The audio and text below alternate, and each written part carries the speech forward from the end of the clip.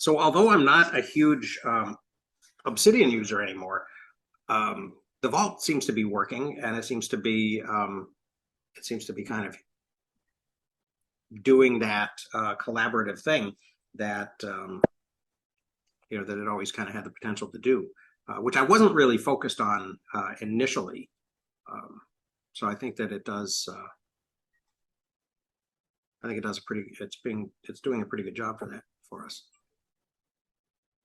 Although this isn't, the way that we're using it is not really the way that they recommend you do it. Hey, Louis. So you're all in with analog, huh? No, I'm sort of all in with Scrintal and analog. And actually, one thing that I have done is it occurred to me that I could take pictures of my cards, and they could be, because I'm putting images, when I'm creating these boards for my students with primary sources on them in Scrintal, I'm putting an image at the head of every one. So it occurred to me that the card could be the image. So actually, yeah, I have a new board that I'm beginning to kind of build out that has my notes. It was actually, I've been, I wouldn't say struggling, but working to sort of reconcile the way that I think of my notes and the way that I sort of wrote about it not that I guess I do feel a little bit committed to the stuff that I wrote, but I do feel a little bit like I want to. In progress. Oh, we're getting an echo now, maybe from Greg. Okay, I'm gonna sign out of this one. Oh yeah, I can hear you now. Okay, so in any case, so I think of my notes as being kind of source notes where I very, very rarely quote, but usually sort of paraphrase and comment on and sort of develop my reactions to the ideas that I come across mostly in books. And I've been sort of working at, thinking about how I'm going to reconcile that with the stuff. Hello, Greg. Hey there. Good to see you. Got back. All right. And Greg is back too with sound. Okay, so we got two Gregs. Yes. Okay. Unfortunately, I have to leave a little early because there's December commencement at the law school. So I'll probably jump off at about 40 minutes into it, but I look forward to being back for the full session on the 31st. Okay, great. Yeah, and you can watch the video of the Absolutely. part you missed. But but why don't we? Yeah, we'll. Well, it's 10:02, so we should probably begin. I was rambling a little bit about my process, but I can talk about that a little bit later. Why don't we, Greg? Since this is your first meeting, maybe we'll invite you to kind of go first and kind of talk about your reaction to the book thus far. Maybe including the first few chapters as well as the chapters 5 and 6 that we're going to talk about today. Yeah, sure. My name is Gregory Silverman. It's good to see some of you again. I was part of the very first book club when we did Soren Anken's book, and been interested in Luhmann and Zettelkasten for a long time. I'm a law professor at Seattle University School of Law, hence the need to go to December commencement. I watched the first session of the book club that was posted on YouTube. And so I very much enjoyed your discussion from last week and picked up the book and have, I guess, read through chapter 6 now. And, I think I agree with a lot of the sentiments that were voiced last week. It's great to see, Stephen, his passionate sort of defense of Luhmann's approach to Zettelkasten. I agreed it's a bit kind of snarky at times with respect to those doing sort of other approaches, But that's kind of a youthful exuberance in having come upon the truth, right? I think. I think so. But one thing I do very strongly agree with him is the importance of the numeric alpha system. And that's something I sort of pushed during the first book club, if you might remember. And so I'm very, I'm very interested in how someone that had the time and resources to really delve deeply into Luhmann's specific approach and try to reconstruct it, to see if he can sort of begin to get the same results. And frankly, a 600-page book by someone like Stephen, suggests that there is real power in what he's reconstructed. I do agree that he could have used a good editor in the book, right? But such is the nature of, I guess, self-publishing today, or right? It's just not like the old Oxford books where there was never a grammatical error, way back when. Showing my age, I'm afraid. Yeah. But anyhow, one of the things I find especially sort of interesting, which I think is just a function of how he developed the book using the Antinet, is the references to sort of the memory science and just the different things he pulls in. It's very eclectic to defend Luhmann's, different aspects of Luhmann's Antinet, I guess we'll call it. Mm-hmm. Yeah. I was actually a little bit surprised. I don't think I mentioned this last time, but I was a little bit surprised that at the other stuff that he had read of Luhmann's, in addition to the article that everyone's read, and the Johannes Schmidt stuff, and some of that other material that that we talked about. We've talked about off and on, really, ever since we began that first Smart Notes class. I've actually just picked up this, which is Hans Georg Müller's The Radical Luhmann, which is only, before you get to the, let's see, there's an appendix which talks about, the conclusion ends on page 119.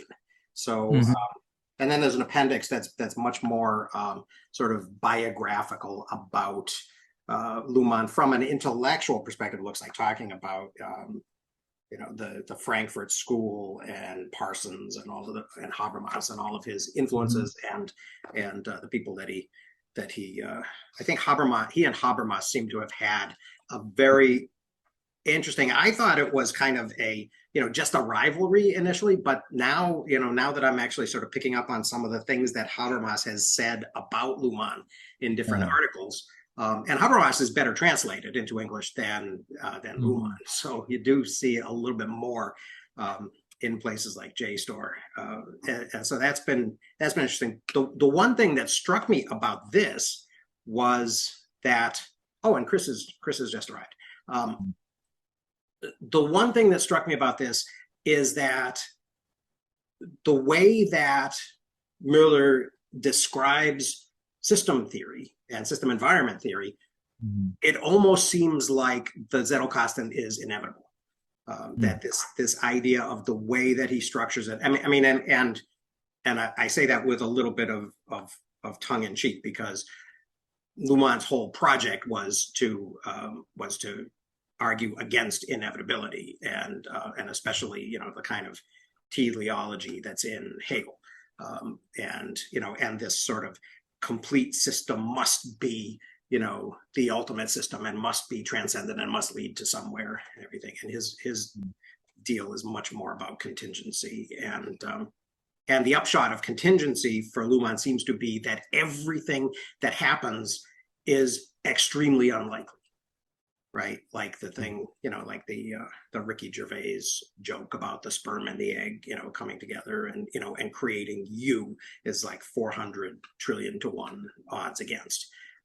So all of that is apparently in Luhmann, and so it does kind of seem like as I've been sort of making some notes about this and putting them in, and sort of sort of putting them in an index and comparing them to other things, it does seem like it kind of all flows from the same place, which I found really, really interesting. And so that actually is sort of my big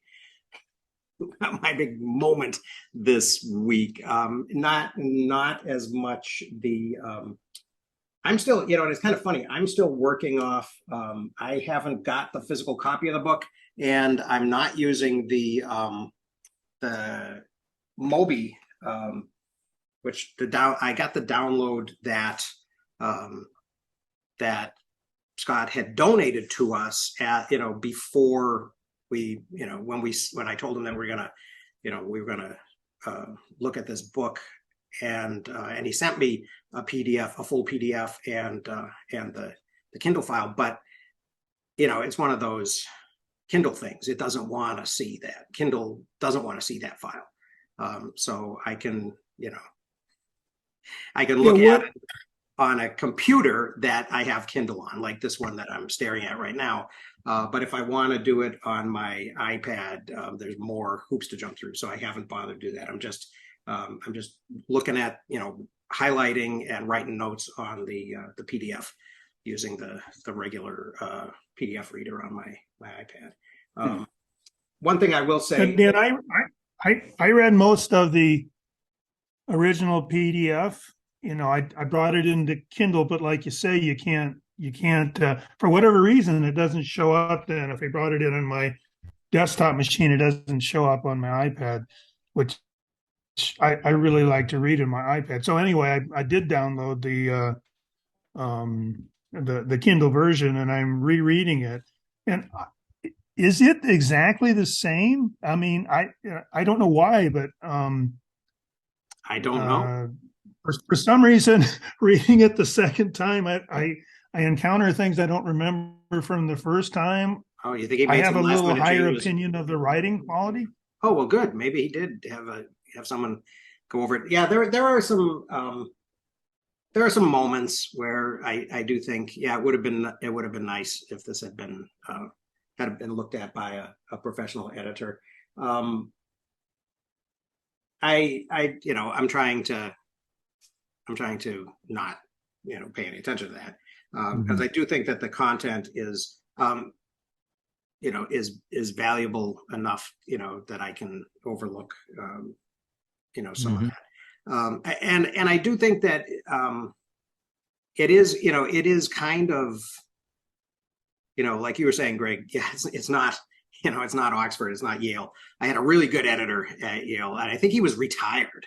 When I worked with Yale, the Yale Press in 2019, 2020, and they were locking down. They were about to lock down for COVID, but even before that, it seemed like they were sort of a lot of people who had been sort of salaried employees were becoming contractors. Right. So I worked with this editor, really good editor, who was still sort of kind of associated with the press, but he wasn't actually an employee anymore. He was a retired guy. And he did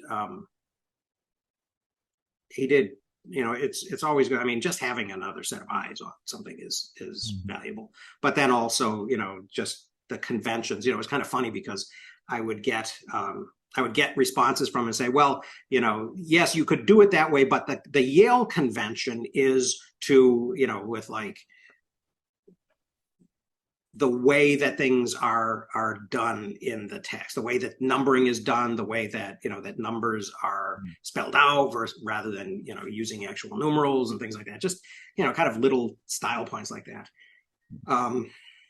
I've also had the self-publishing experience too. So it does, all of those little tricks of like reading it aloud slowly, or reading it to somebody, having somebody who's not, who hasn't been reading every draft kind of look at it.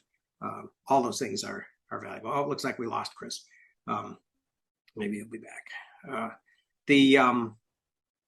So the one thing, getting, from the very beginning of of these chapters, Luhmann wasn't a Nazi. It's like saying that anybody who was drafted into the Soviet army was a member of the Communist Party. It's not the way it works.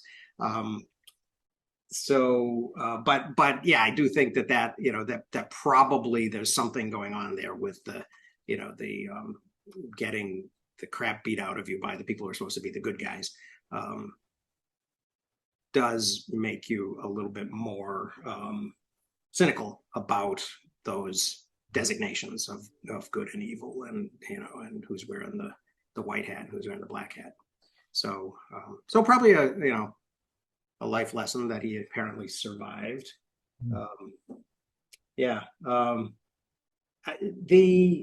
What did people think about about kind of the story of Luhmann and its impact on what he's doing in the what he's doing in the Zettelkasten, in at least as far as Scott is interpreting his intentions?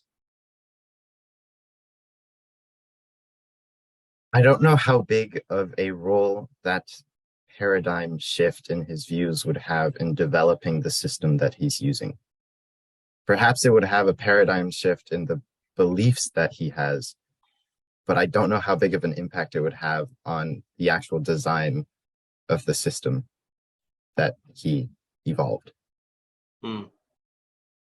Yeah, it's kind of funny. I had the impression that I got was that there is something going on with, as I said, something going on with the Zettelkasten itself, where it is very, again, not determined, but seems to be influenced by the way that he kind of comes up with systems theory, and with this contingency, and with this idea of communication, because there's the elements, as far as I understand it so far from reading through half of this, the elements of this involve not only contingency as opposed to sort of a teleological sort of march towards an ultimate state, but also the idea that it's all about communication, right? So you've got systems and subsystems, but everything's really a subsystem, right? And there's no way, it's one of those things also where you don't necessarily get to pick what's significant, right? Like I've always, I've been sort of fascinated by science fiction, for example, that deals with kind of the multiverse idea, and this idea that, that brand, like the Amazon series that was just on, The Peripheral, right? Where it's from a William Gibson book, which I liked, the Gibson novel, and I liked the series too. But the idea is that you have these sort of branching realities, right? And it's sort of adjacent to the idea of a multiverse. But the thing that always struck me about this idea of the multiverse is that we always think that we would recognize the significant points at which a branching would occur, right? There's a critical yes/no question. There's a, do we kill Hitler or do we not kill Hitler, right? So to add time travel to that, but just that there are these major decision points. There are these forkings in a path, and I'm not really sure that is legitimate. Right. And so the application here is that, sort of this idea of what is kind of predetermined and what is significant, and the hierarchy element. I mean, I can see that a guy that basically said, well, everything's contingent, and that means that everything is extremely unlikely, and there is no, and there's nothing going on with anything that resembles, kind of Hegel. I mean, Hegel is where we hear that Chris is apparently having trouble getting on because now there's three of them. What we hear about, about his reaction to Hegel is that, Hegel is the most the biggest influence in his intellectual life, but he goes in a completely different direction than Hegel did. And so it seems like it almost sort of creates a not Welcome back. Hey, how are you? You're back. We Yes. lost you for just a moment. Parts of you are back, or many of you are back.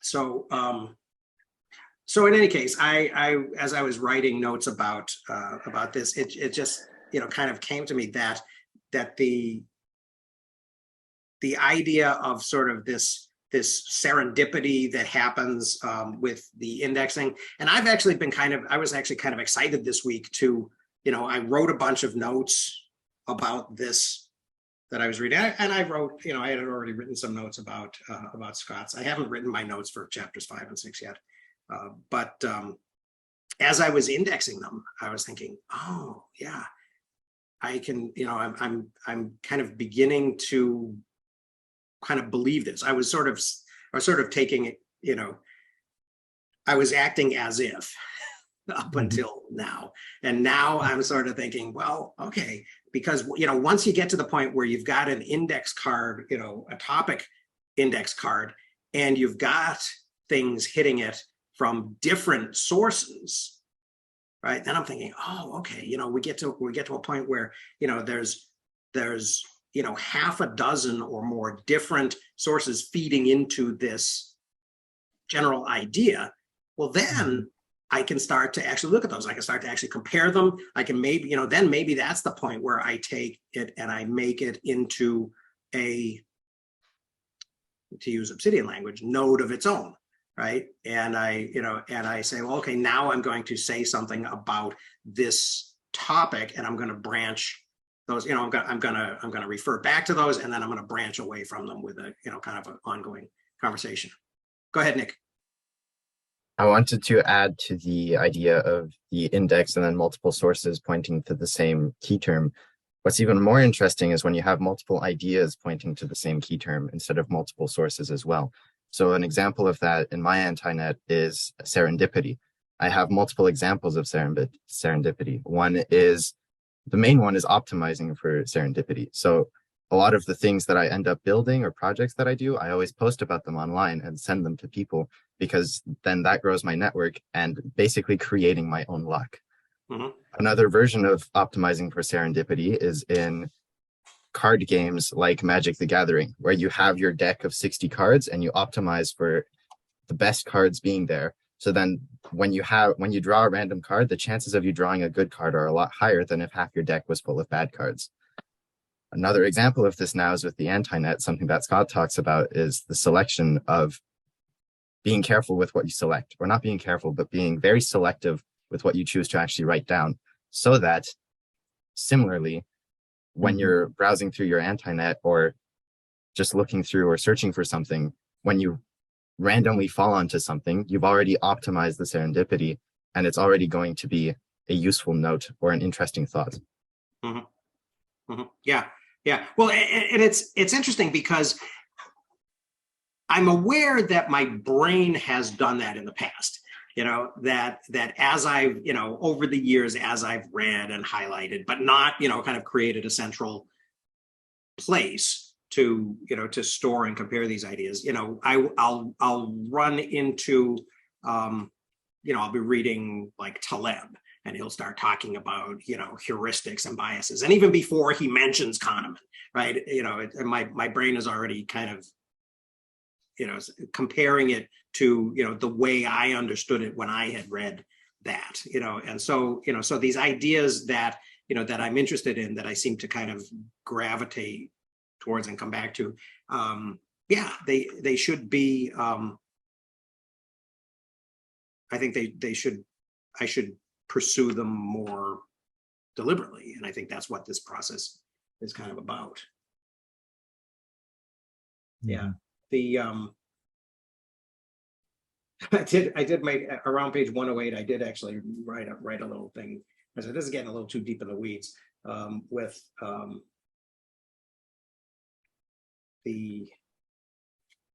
argument. I think he's arguing at this point about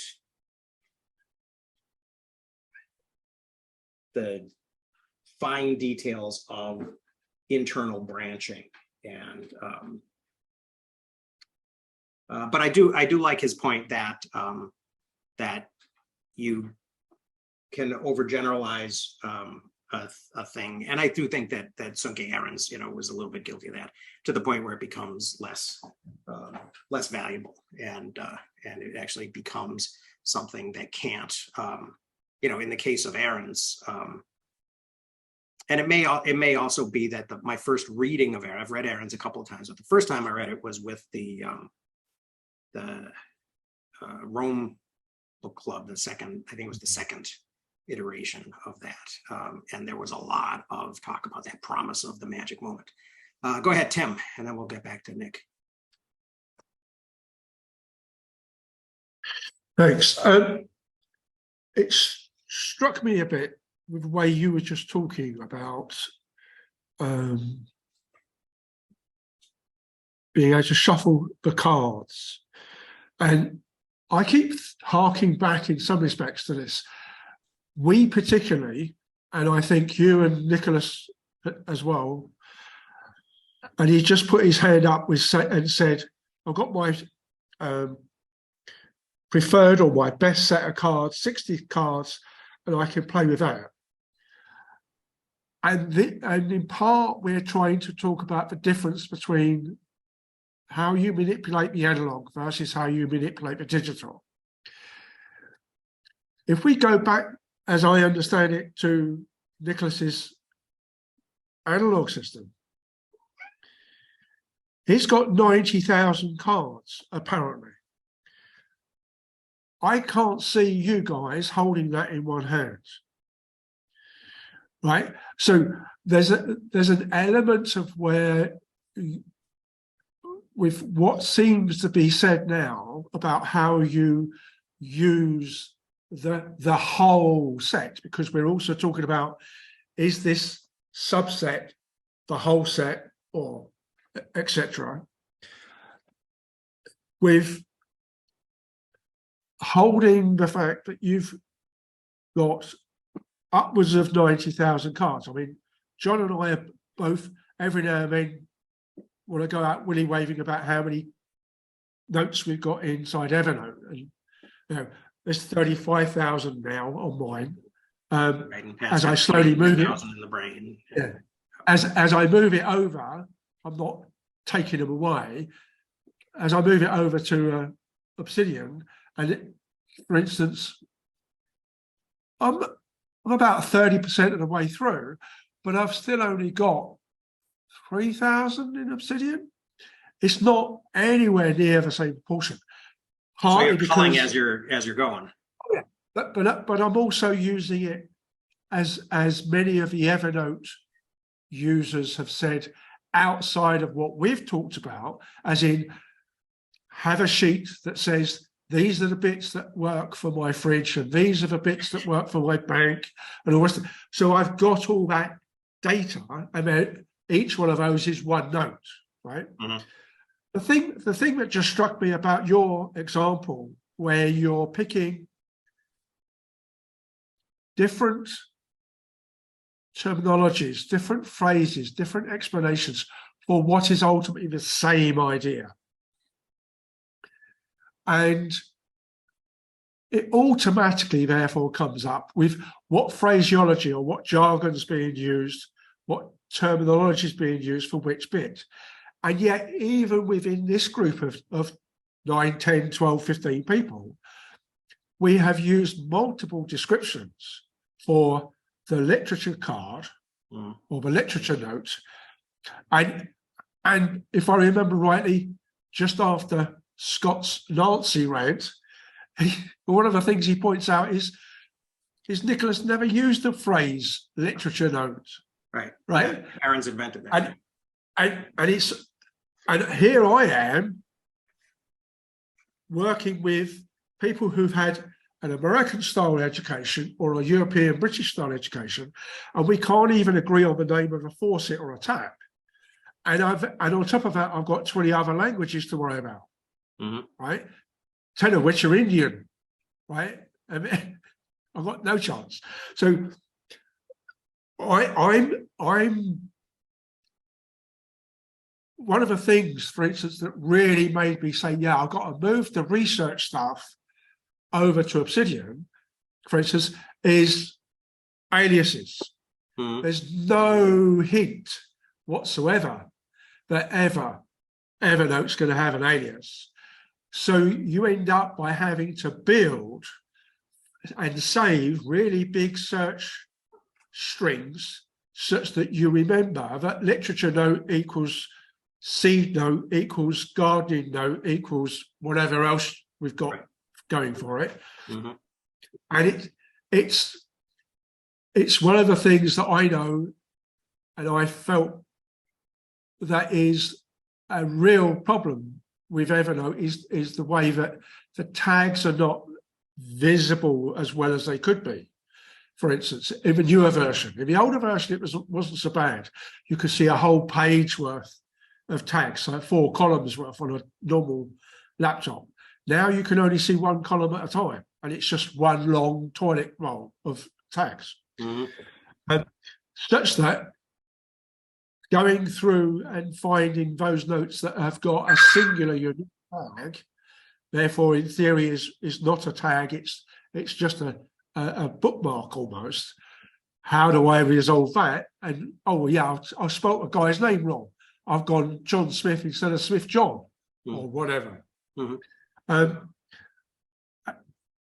On paper and in my muscle memory of writing down Smith John rather than John Smith, I'm still curious as to how you think you could work, because 40 years ago, without knowing that's what I was doing, because that's how the librarian at university said, this is how you should do things with the paper copies of a citation index.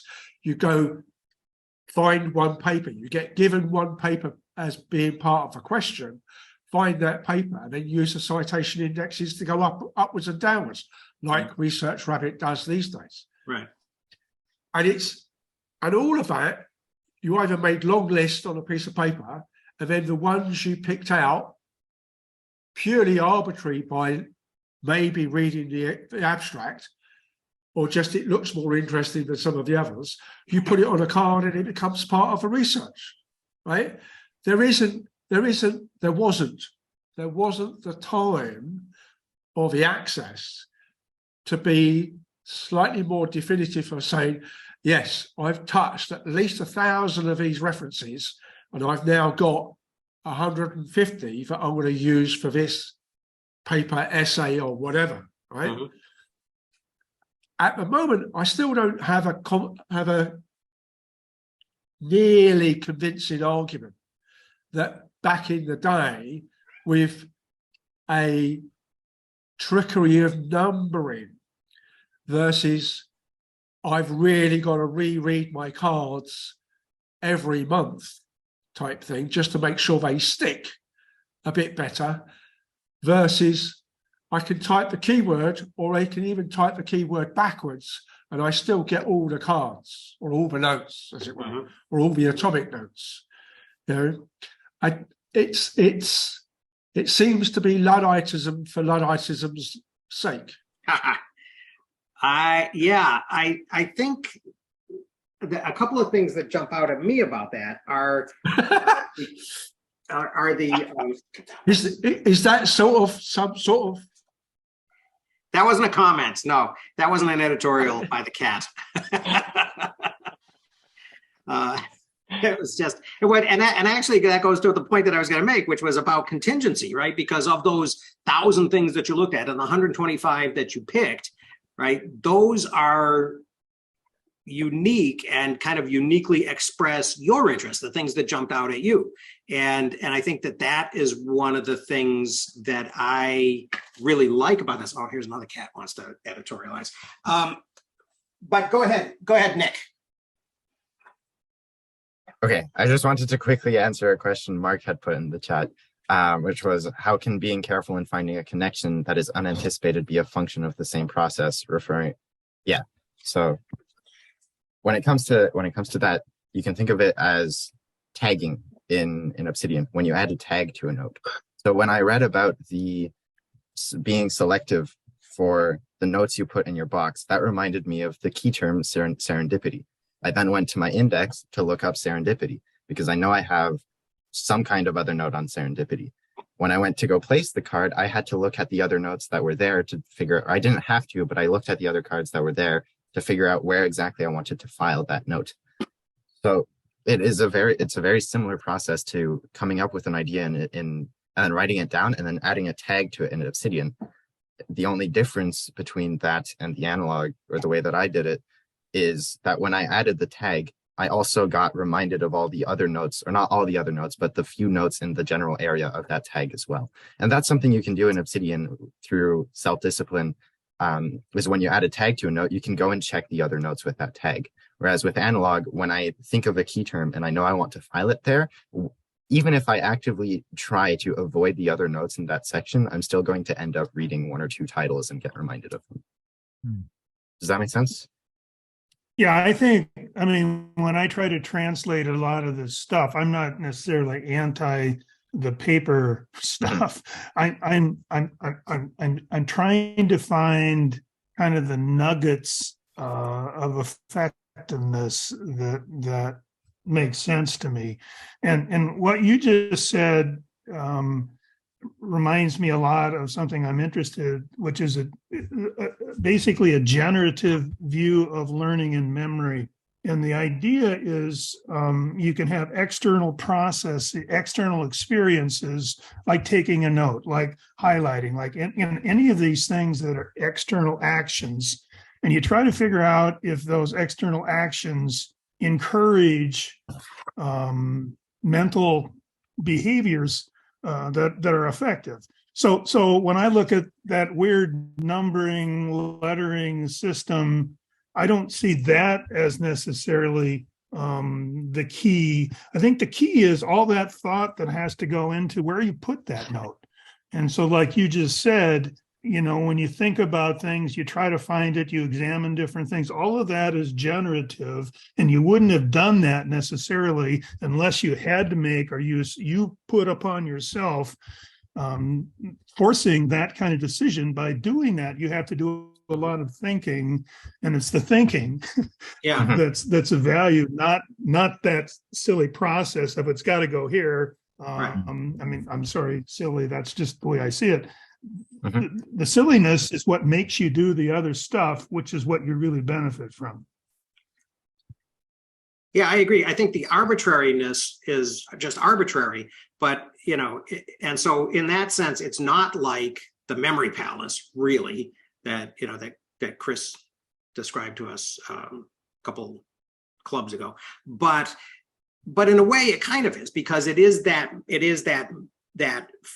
building that mental muscle of finding the place and thinking about the context, the best possible context in the work that you've already been doing. Is that the way you experience it, Nick? Yes, the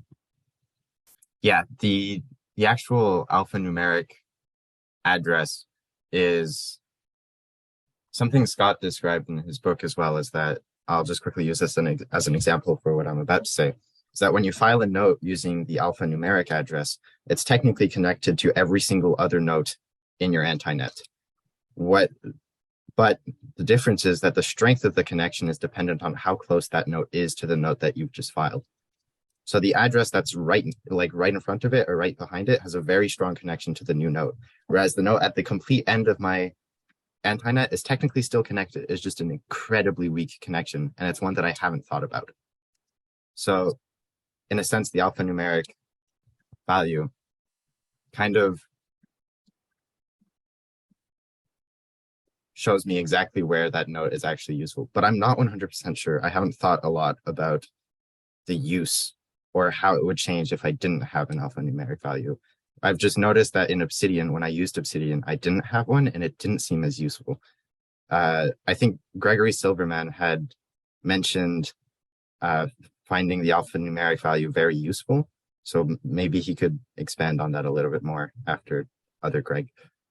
Yeah, why don't we do that after Greg C goes first, because you've had your hands up for a while.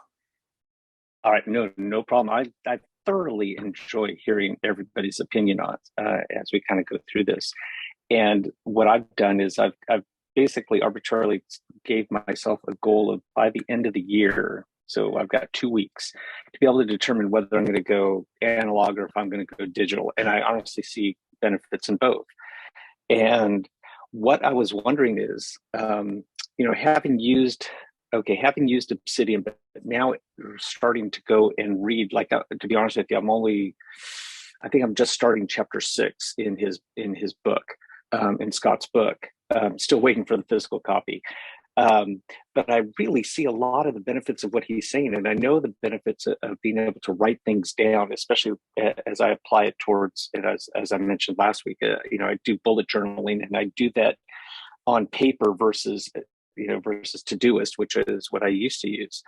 But the question I really wanted to ask you guys was, could you still use the concepts of what Scott has in Obsidian? So in other words, you would have a bib files directory, you would have an index directory, you would actually start storing your cards with maybe in the title, but you could put in the address. I really like his using the 1,000, 2,000, 3,000 all the way to 5,000, then breaking it out from there using what Google's Wikipedia's breakdown structure.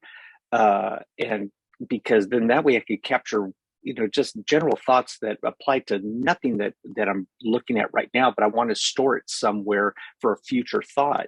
I like that concept.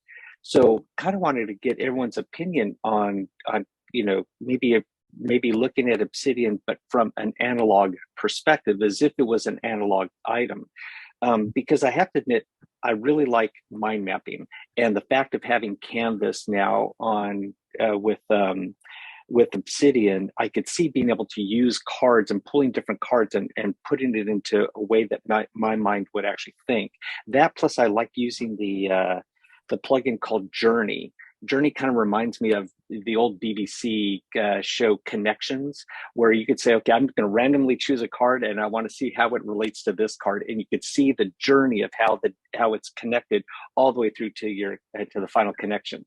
It's just fascinating to kind of go through something like that. Mm-hmm. So with that, I'll go ahead and stop and just, I really kind of want to, because I know you were starting to talk about that, Dan, at the beginning when I was having connection issues. I wanted to hear, you were saying that you were kind of using analog, but you were also using Scrintal, correct? Yeah. Well, and I think this came out, it's too bad Pat's not here, because I think this came up a little bit in the vault.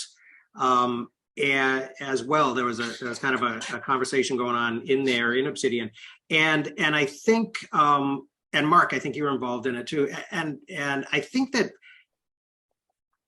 I mean, my reaction to that is that you can do it, but do you want to do it? It's sort of like, or will you do it? Right? There are ways, right. And what I was saying is, I'll show this briefly if you guys don't mind. So this is my this is a Scrintal board that I've made, and let me zoom in on it a little bit. And I'm calling it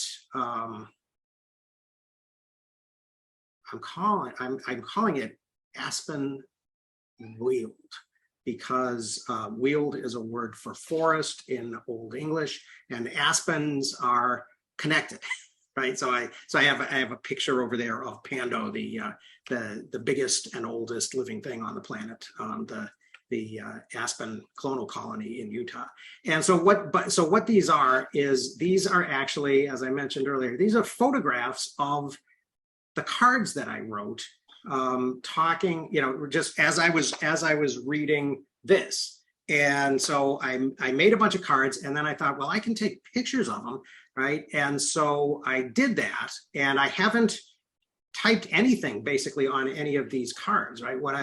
All I've done is I have photographed the card, and then I've put a link to the to the bibliographical card that's at the top. And then actually visually what I did with this, of course, was I put them all underground, right? So the idea here is that this is, that the line is the ground, and that these, that this, if this is a forest, right, these are roots, and then they lead to other, and what I decided to do in my numbering was that my numbering is a little bit more random. It's not based on the Wikipedia disciplines. It's just based on the things that I'm going after. And number 4 at a top level domain level is human knowledge, and then 4.4 is sociology, and then 4.4.1 is readings about sociology, and then the next one is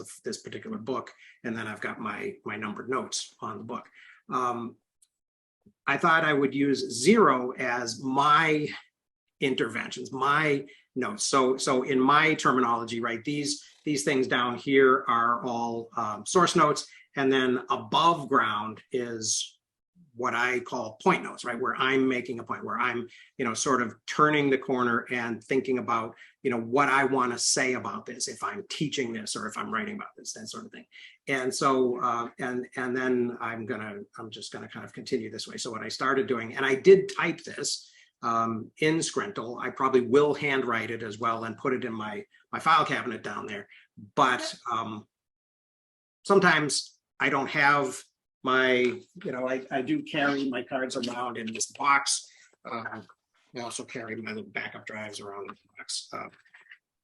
But that, that's sort of been what I've been thinking about as a kind of a hybrid thing. It also sort of solves the risk issue for me, I think, a little bit, is that I sort of feel like, if this room burns down and I lose my little cabinet, then I will still have these available. And I think I am going to sort of force myself to continue that process. Oh, Greg had to leave. Sorry about that. I didn't notice when he was going, but that's kind of what I'm playing with now. I am forcing myself to actually do the physical thing, but at the same time, I'm also trying to sort of replicate that in Scrintal, and that's why I like Scrintal as well, because I like that visual capability. So that's really cool, Dan. Thank you. Thank you. Yeah. John, you've been waiting to say something. No problem. So one of the aspects that's kind of related to this is what Scott calls neuro imprinting. He has no references to it, and it seems like a mental model of the brain of his is simply recording, and of course that's not true. I think their current theory is more like what Mark was talking about. Generating something enhances memory connections, and it's that active processing. So rewriting a note in your own words, figuring out where it goes in the card stack, applying the index number, trees and leaves and things like that are all reprocessing things that enhances learning and memory. So it seems like you could still do that within Obsidian, regardless if you're even Scrintal, whether you're handwriting or typing. I think a couple of meetings ago, there was skepticism expressed about some of these studies about note-taking in class and typing versus handwriting. And it's pretty weak, small ends, and it was probably self-selected groups, which completely wipes out the validity of those kinds of studies. So I'm still sort of thinking you can do both and get the same effect as long as you take some of the activities that Nick was talking about in either case and get the same effect. I think that there's a lot of, and that's what kind of struck me about the conversation that was happening in the vault too. I think there are a lot of things that you can do.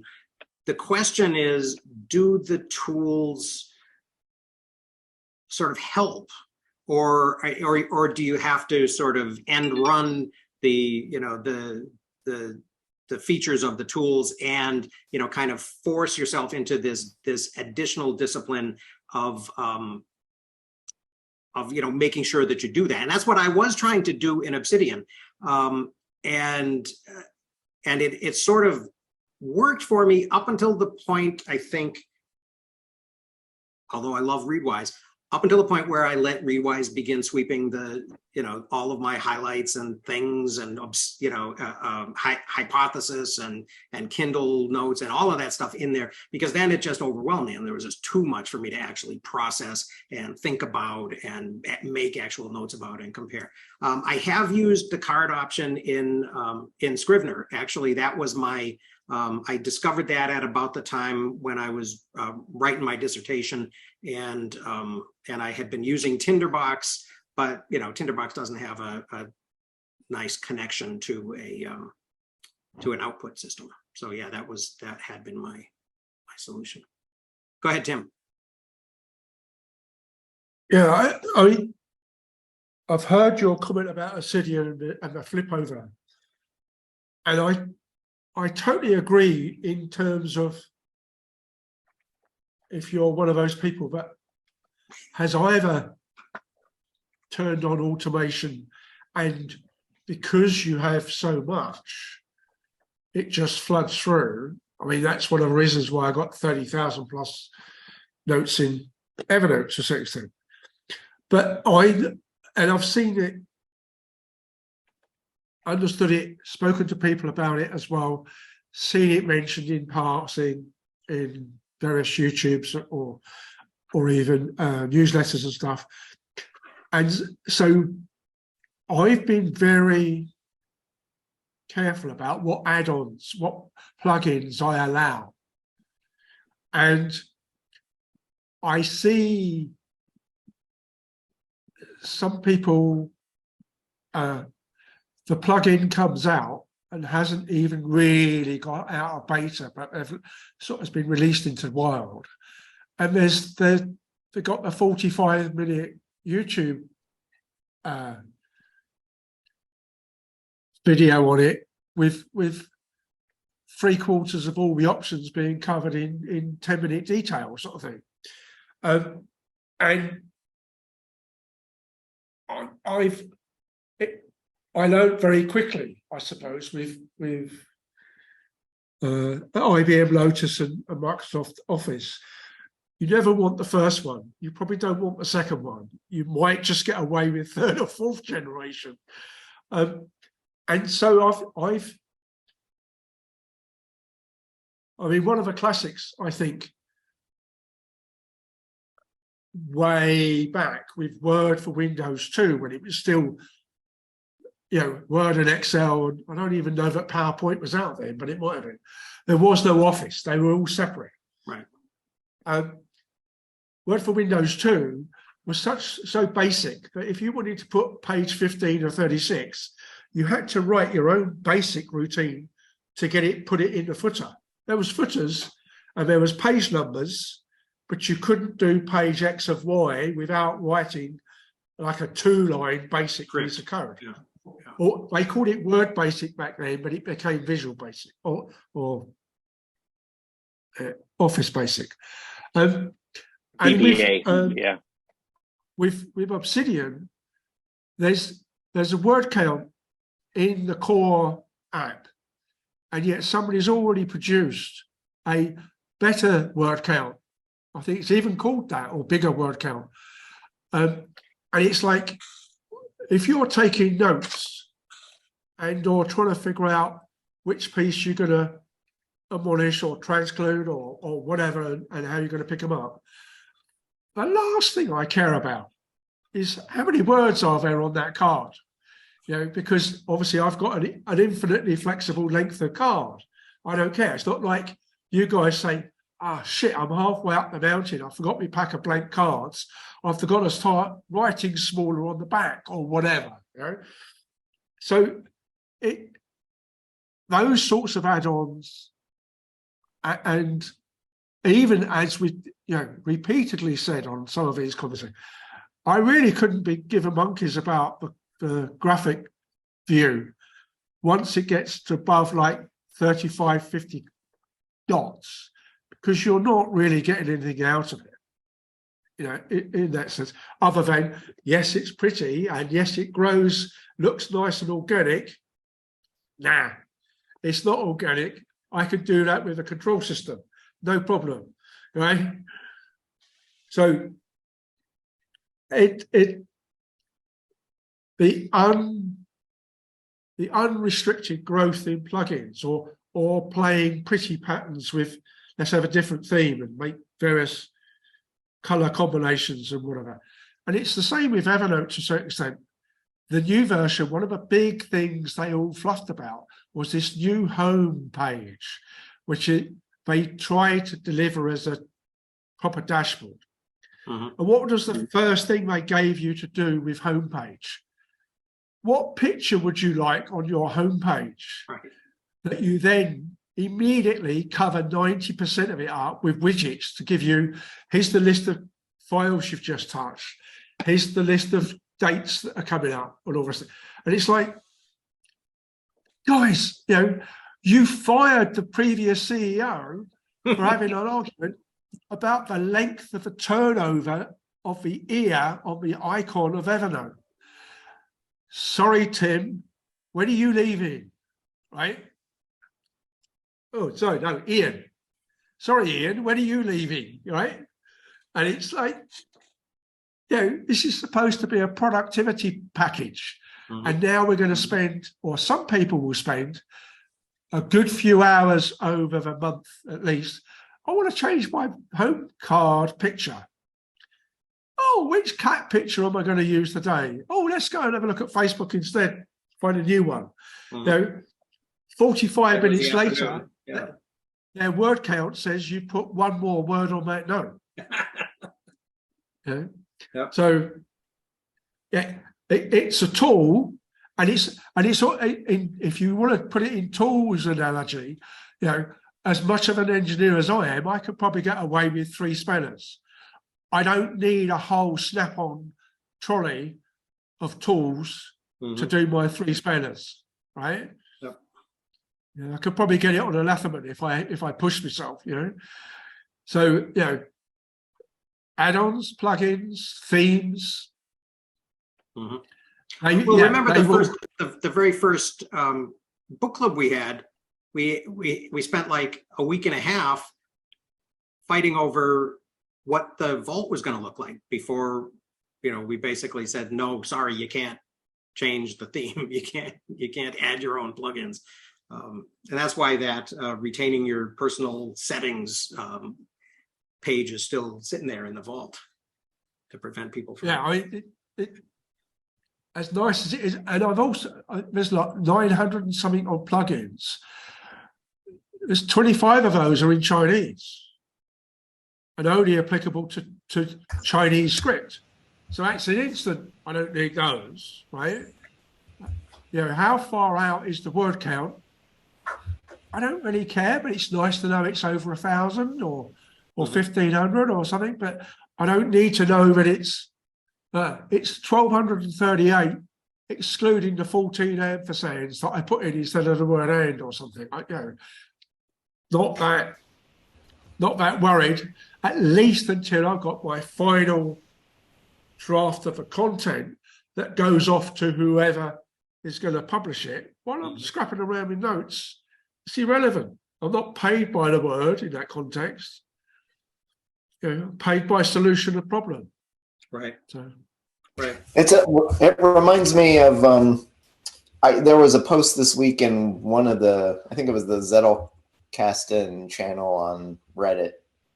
Somebody wrote a long post about, I've been doing this for a year, and was the I'm giving up post, or I don't get it, or here's what I've done this for a year, and here's what I've gleaned from it. And it's all, mostly it all seems to be crap, but most of the post was, or in studying it closely, they never defined the problem they were trying to solve for themselves. And the one thing they did mention was, I've been reading a lot and I want to make it easier to remember what I've read and kind of make it actionable. Mhm. And then none of the work they did after that was working on that problem. Mhm. It was, I read all the books, I read all these blog posts, I went down the rabbit hole of PKM, I read about all these systems, I tried all these systems, I tried every app. And pick my favorite font. Actually, I think one of the worst things you could do is to physically try every app, because you never get enough material in one system to start seeing benefits of the connection you're making.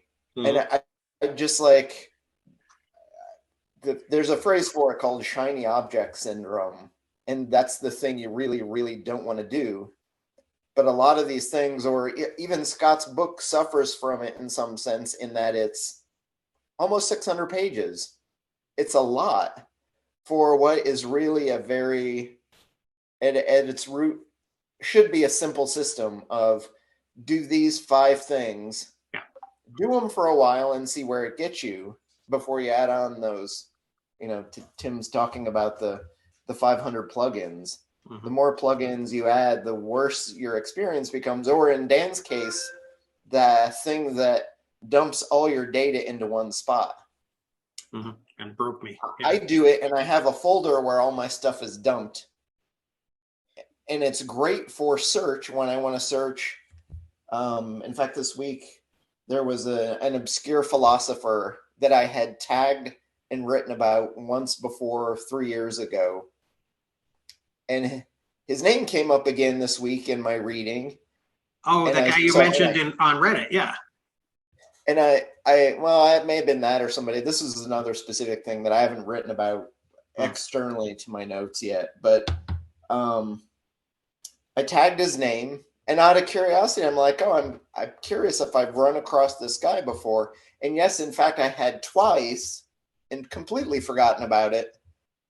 And in looking up those other 2 notes, one from a year ago and another from 2 years ago, I went down a whole nother rabbit hole of quirky, interesting things. So my line of reading, and I was trying to like chug through 2 chapters of a book so I could say I finished it. And I totally, 4 pages into the 2 chapters, I spent 5 hours going down another rabbit hole. But I never would have if I didn't have those 2, and they were really throwaway notes. They were not, it kills me. We spend so much time talking about permanent notes and evergreen notes and all these types of notes, but these were 2 throwaway little mentions that got me delving back into that material. But it was in a massive amount of notes that, I didn't have an intention to come back to, but they were there and searchable for me. They would never have been searchable. I would have never found them in an analog setting, because I would have never spent the time to write out more of a card, create the index entries and put them in there, and find a place to put them and use them. So they would never have been searchable without that digital context. But there is that separate process of the more important things, the things I'm working on, the things I really, really care about, that I spend the time, that are going to become an article or a book chapter or something else later on. Those I'll spend more time on. So maybe we should call them spend more time on notes instead of evergreen notes, because who cares? But I do make that kind of separation of, these are throwaway things that I might need or might be useful in the future. And to a great extent, they're not. It's a long tail of nothing. But every now and then, those throwaway notes become super important to me. And it's much hard for me. That's the one downside of the analog only version, is that search functionality that I use, or the serendipity of the autocomplete. When I double bracket something and start typing, and 5 things pop up, and I'm like, oh, what about those ideas? that kind of, and in my system, I call it combinatorial creativity, is what are the potential links and what are the affordances of the system to uncover that, to make those apparent without having to physically manually search through it. Those things to me, and it happens invariably 2 or 3 times a month, that something pops up through an autocomplete or through a random search of some keyword for a person or a concept, that I'll find. And that's the fun generative part for me, that very few people are talking about in this space. And I, usually it goes under the words magic, and no one actually describes what the experience is when you feel the magic. But I think that's usually what it is, or at least it is for me, is that, oh, here's a 5-hour block of time that disappeared, but was super productive for me and fun because it happened in a time where I was interested in that thing, and I'm going to put aside this thing I was working on for this thing that's more fun for me right now. And actually was not only more fun, but way, way more productive use of my time than finishing those damn 2 chapters, which it'll be after the holidays before I come back to them now, because I've now found this new fun rabbit hole. Well, that's very Luhmann-esque. Lewis, you've been waiting patiently. Hi, thanks. Yeah. I mean, what Chris just said was like part maybe of an answer to the question I was going to pose, and that was like, I mean, like, I think it's clear we all agree that simplicity drives creativity inside our notes, that we don't, we're not changing the fonts all the time, and the notes we should be approaching our note taking like a craft, like working on them and working them again, and looking at our ideas. But I think, that Scott's 6th chapter is all about analog. So that's the sort of interesting thing for me, is that Chris has just said really eloquently what that sort of the sort of accidental discoveries you can find in a digital system. But Scott is all about the analog system. Is there something fundamental in an analog system that we can't achieve with a digital system? And that's what he kind of basically implies, that we have a second an intelligence that's talking with us through our notes. Yeah, and I've been as you've been talking, I've been scrolling, and I was lucky enough to scroll to the place where he gives the pros and cons of analog on where am I, 163 to 164, right?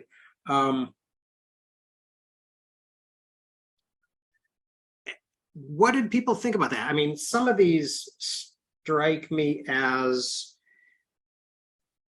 again, the whole, I mean, the one that seems to me to be the most real, or the most powerful, or the most potentially kind of powerful, is the thinking is writing thing, or writing is thinking, depending on which you put first. And I do kind of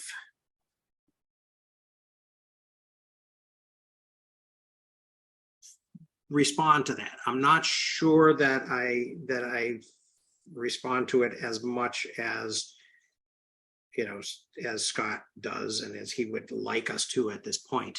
I do think that expressing what I'm thinking in, recording what I'm thinking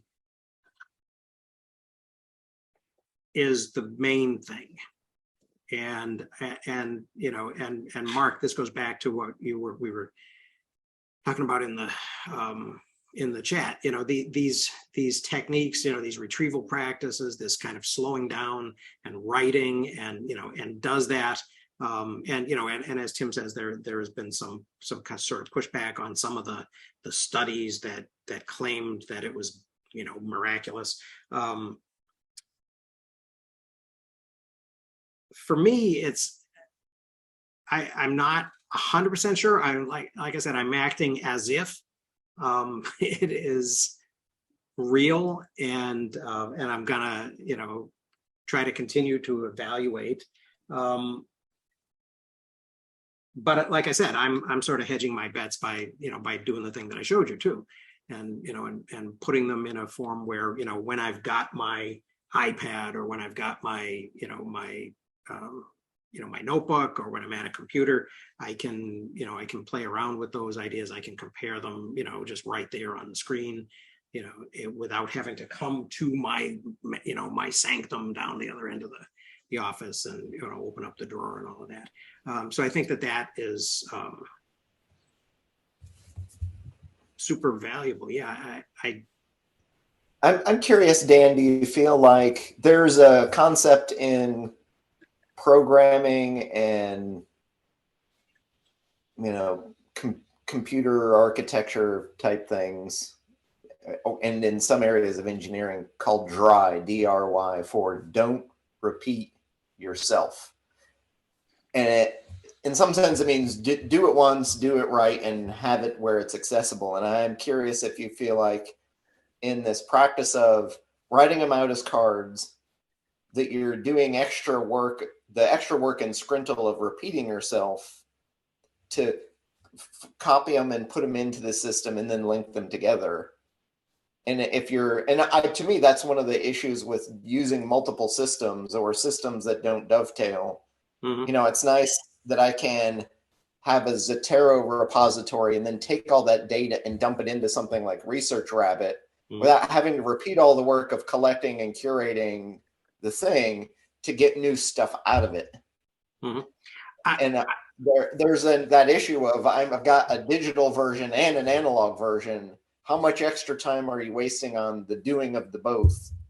And what are you getting out of it for having repeated yourself? Or do you feel like you're doing that?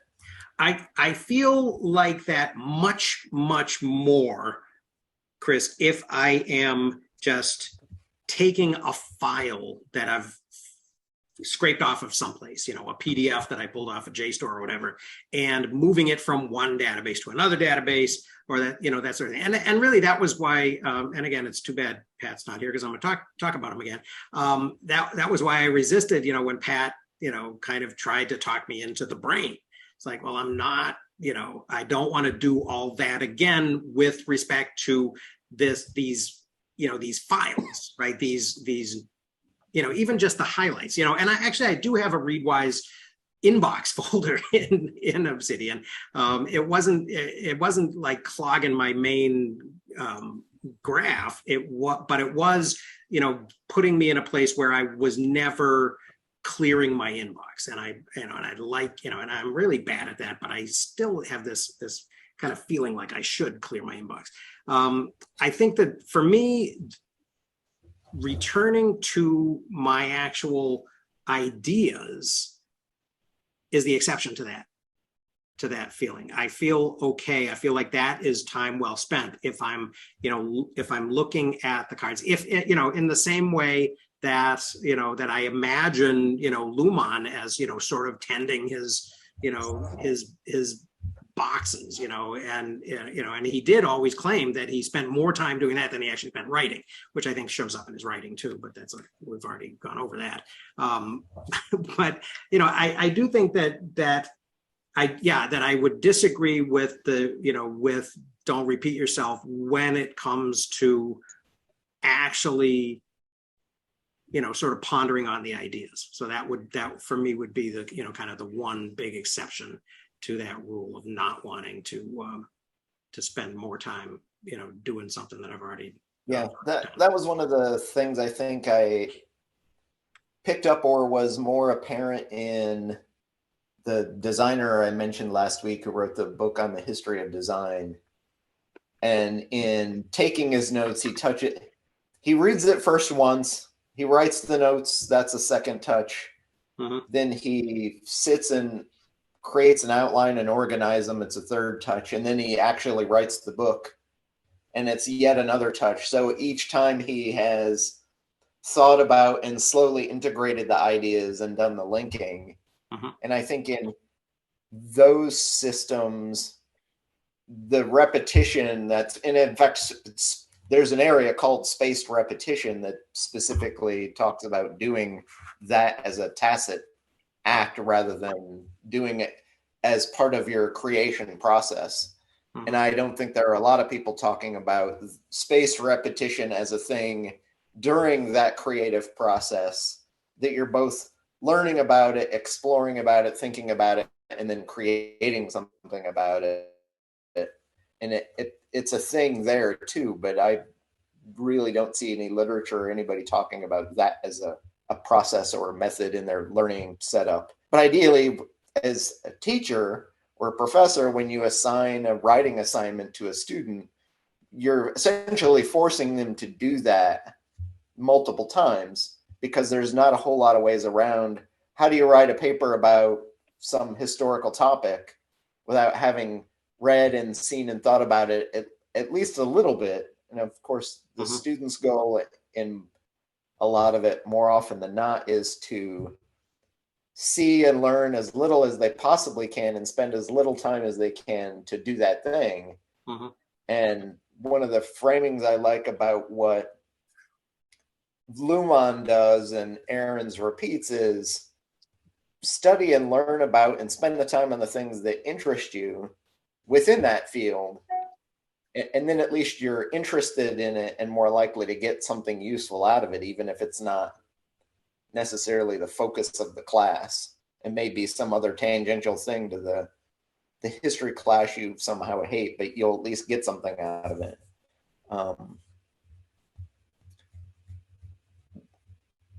But that learning process of touching things multiple times is one of the few areas where I throw the dry principle out the window for that, because for me, that's a useful affordance of the system rather than a design this out of the process. But I think a lot of people are spending a lot of time with the shiny object syndrome, and they're repeating themselves, but they're doing it in a way that they're working on the notes without the notes working for them.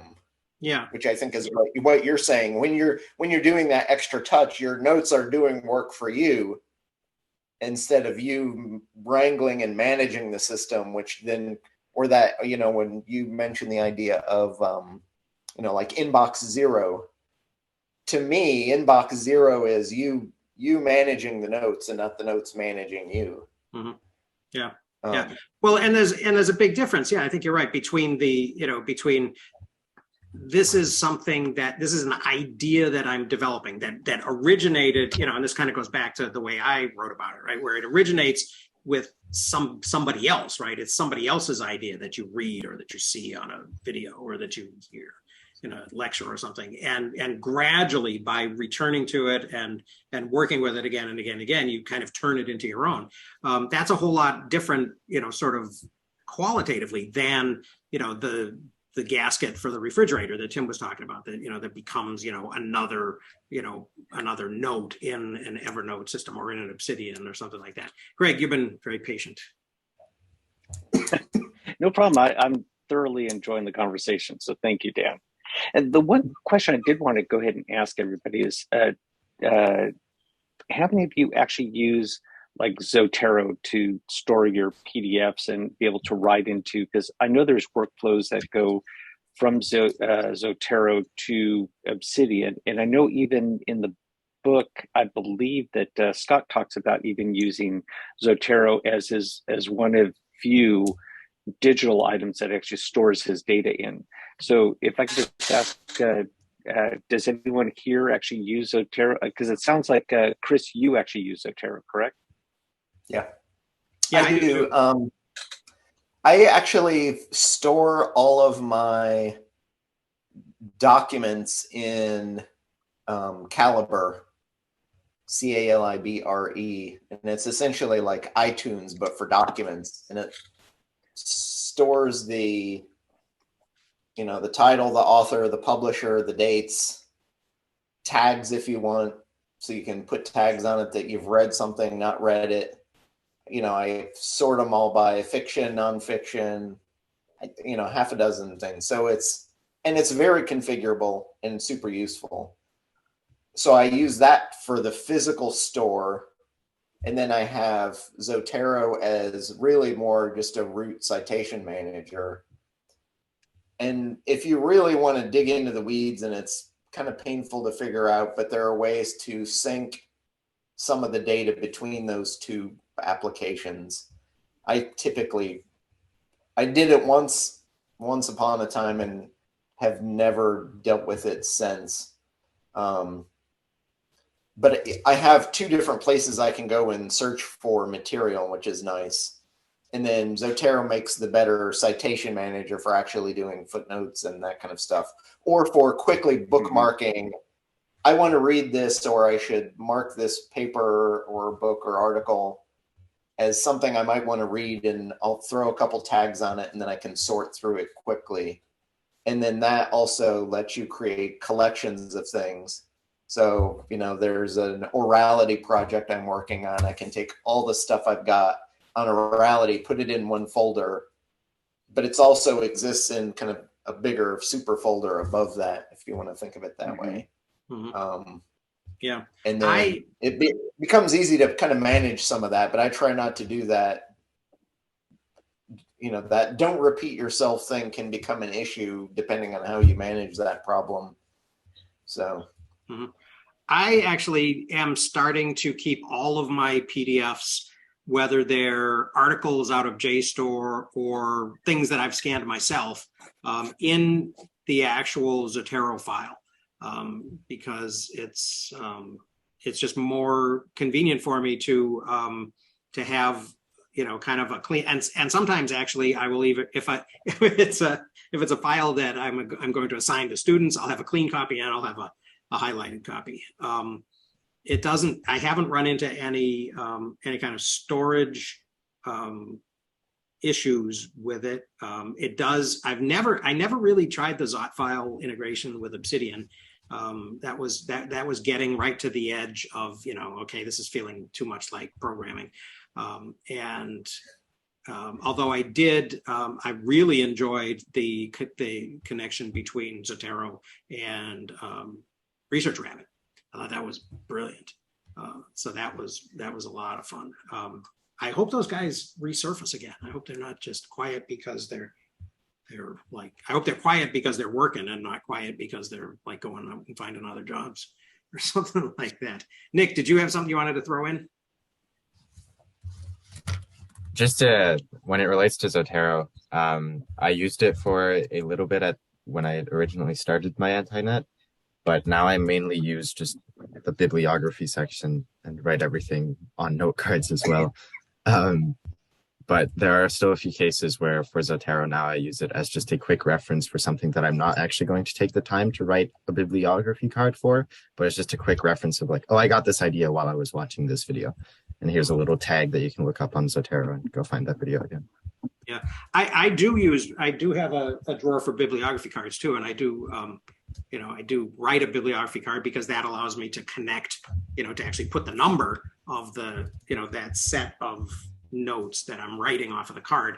What I don't do is the thing that Scott suggests, where you use a little Z and you create a code for it, because it's so easy just to go in and I usually organize stuff by publication year and author's last name, and that's been working for me so far. I haven't oh, caliber with an RE. Okay, thanks for mentioning that.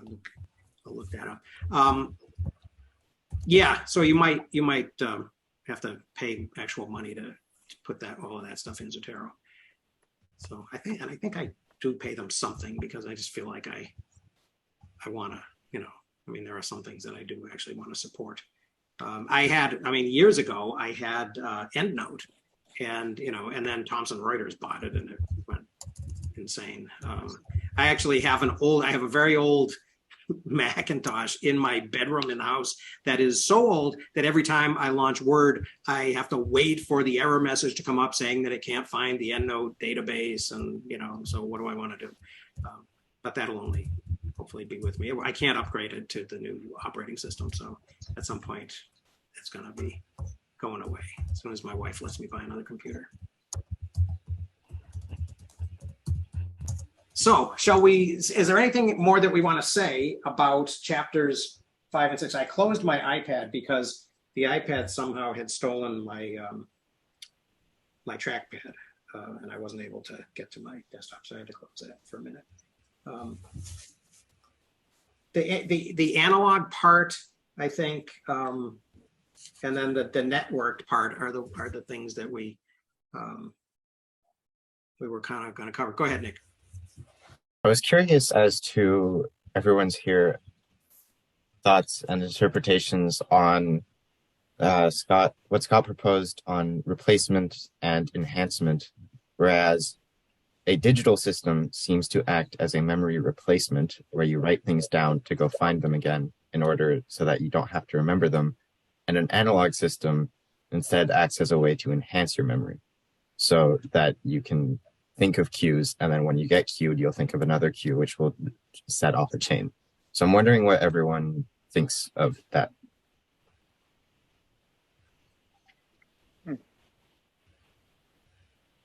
I think a big element of it is that whole idea of evergreen notes, right? That and I don't know that I'm not doing Andy Matuszak, maybe I'm not doing him justice when I say, but the way I understood that was kind of as you keep working on this idea until you get it right, until you've polished it, so that it goes from being a rough stone off the, out of the quarry to being, the gem that it could be.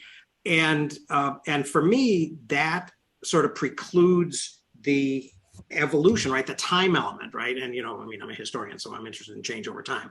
So that is one of the things that is really resonant for me about the replacement enhancement question. That I don't replace anything. There was actually, I don't know if it was on Twitter or in Reddit this week, somebody said, do you delete your notes or do you replace them or something? And I was like, I have never deleted. I mean, even Obsidian, I'm not using that much. I'm not taking anything out of it.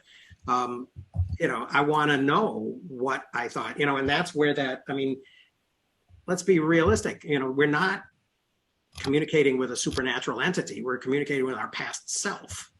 Right? And so if it's not there, if it's erased, then, I kind of feel like I'm screwed. I mean, is that the way that you're thinking of it, Nick, or did you have another, something else in mind? Yeah, it's very similar to the way I think of it, where personally what I've found is that when I used digital notes, I was writing down more information, and so I could remember a cue and then go find the note and then read what I had written, but not much else. Mm-hmm. Whereas with analog, I can write down a lot less, but it'll act as more of a cue for me to remember the train of thought that I had, which might lead to another card, and then I'll go see that and then find another cue and then go down another train of thought. Whereas personally, that doesn't seem to happen for me in digital systems. Mm-hmm. Well, and that also goes back to that. I think we passed by it quickly about 5 or 10 minutes ago, that question of, the long scroll of what you can write in a single note in a digital app. I feel constrained by a card to say what it is I have to say about the thing that I found, on page 41 of this text or whatever, right? And maybe, and so maybe that also is a limitation that is actually really beneficial.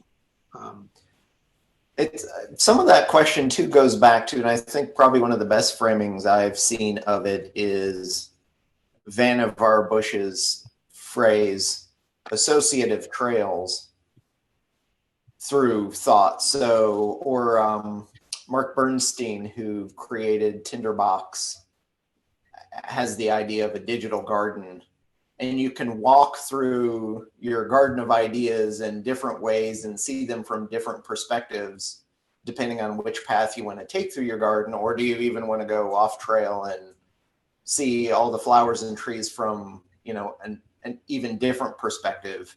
Mhm. So there's that as a thing. And I think a lot of people have the affordances for doing that are a little harder in digital form than they are in analog form. And if you want to think of it from an even older perspective, people who used, you know, the modern West may have this idea of the, you know, the memory palace as an imaginary place you go to remember those things. But a lot of oral societies moved as the thing to which they attach their memories and thoughts and ideas. So as you physically are walking around your environment, you're attaching specific memories to trees and rocks and, you know, landmarks within your own environment. So as you walk past the white picket fence down the block, if you've attached the idea of Napoleon Bonaparte, and every time you walk past that fence, you see Napoleon Bonaparte sitting on that fence post, sneering at you, that can become a trigger for a cascade of other ideas. And, you know, the West totally misses that piece of how those oral systems work because we don't think about it and we weren't trained to do that. You know, or when you've, you know, I'm almost certain that, you know, the indigenous people doing their, you know, quote unquote Indian dance the night before the big hunt, there is a piece of culture and fun and entertainment about that dance, but the music, the movements, the dance itself is likely heavily tied to the actions and things they're going to perform in the hunt tomorrow. So that by doing those things the night before, they're literally sitting out and doing the same thing that, you know, the US military would do in battle game planning before they go into battle. How are we going to do this? What is it going to look like? And we, because we're not in that culture, we don't do that. We don't see that. We don't have those same types of associative trails that made things way, way easier for oral cultures because they didn't have writing, but yet they were still doing those things. They just were doing it as they moved through their environment. Mhm. And those were the things that trigger, or the objects that they had and held were the triggers for the memories and the things they wanted to remember. Mhm. I think we don't have, we don't center that, and most people who are designing digital systems don't know that as a thing. How do you design a good associative trail in a digital setting to make it easier to remember? And we really don't have the abilities to do that as well as we do in the physical world, much less an analog index card written world. Yeah. Yeah, it's kind of it's interesting too. I was just kind of scrolling for that to find that place in the chapter too, and Scott does say it's extremely difficult to delude yourself into believing you never held such an opinion. You know, when a digital, you know, when you overwrite a digital thing.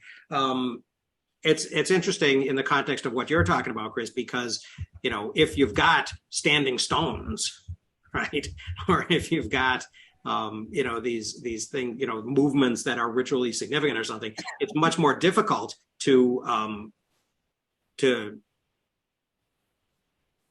forget that, or to say, oh, that was, you know, that was just, you know, that wasn't something. But, you know, it's not easy to notice, or it's easy not to notice your attitude and your ideas changing gradually, I think, unless you're confronted with, you know, going back to the box and finding, the thing that you wrote 6 months or 10 years ago. Or maybe a culturally relevant thing for those who are at least on the Christian side and celebrate the pseudo-pagan rituals of Christmas. You have a Christmas tree and you have Christmas ornaments, and you get 1 or 2 new ornaments each year. Yeah. And you associate then the memories of what you were doing in that year. Mhm. I pulled out ornaments that we got during the pandemic, and I'm like, oh yeah, we bought this during the pandemic. I can't not associate those decorations on the tree with the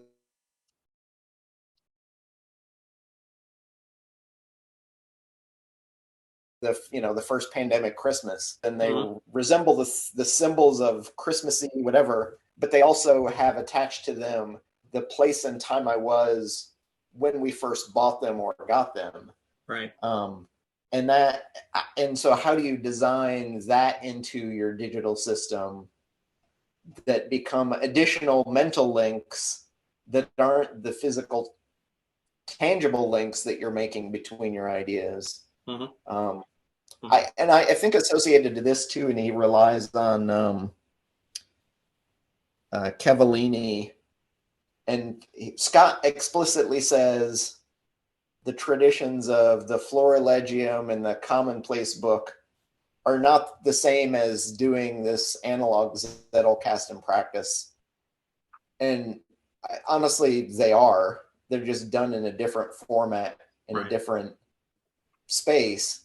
But sometimes I approach it from too mathematical and too logical a perspective.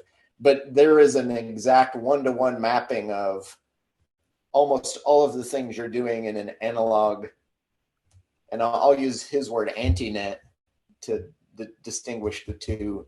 But in my mind, all those things are the same. And the one possible difference is if you go back and look at a lot of the older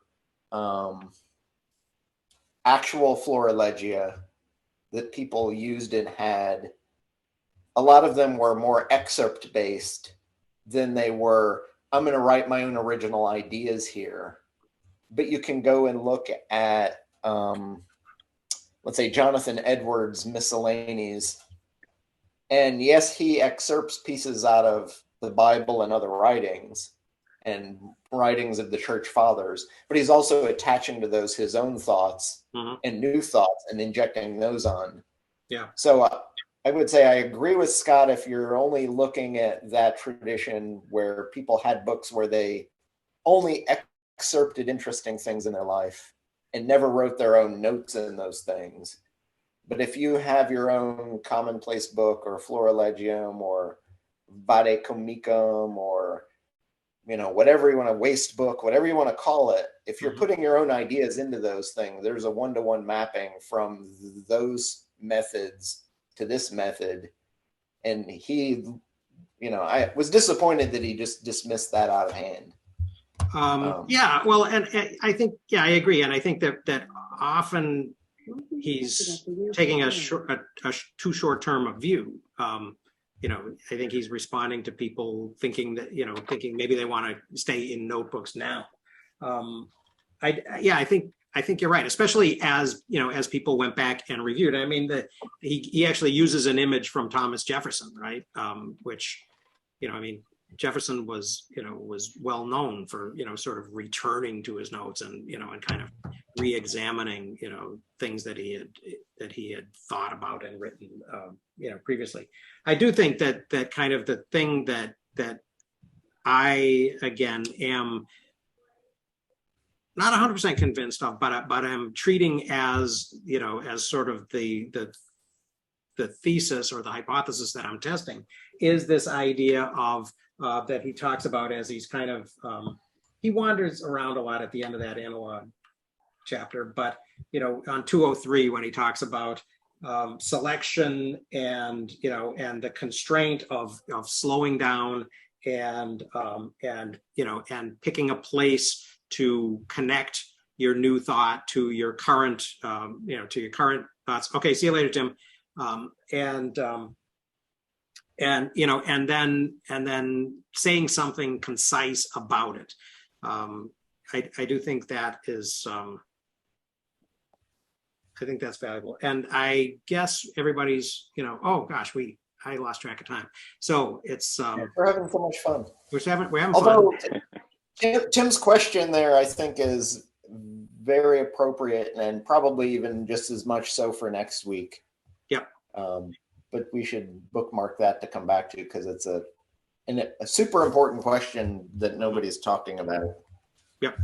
Yeah. Well, and I think probably I did jump ahead and I said I wasn't gonna, but I did read chapter 11, and it was moderately useful and kind of reminded me of a couple things to make sure that I do as I'm starting to kind of work with this. I actually took the time and went in and updated my index and stuff. So all right, see you later. So let's talk about that. And I guess it's time to go. We're 10 minutes over. So I will say thank you and good day, and I will turn this thing into a video this afternoon. Sounds good. Thanks, Dan. Dan. Really do Excellent. appreciate it, buddy. Take care. Thanks. Bye-bye now. Gotta get back my mouse. There we go. Okay.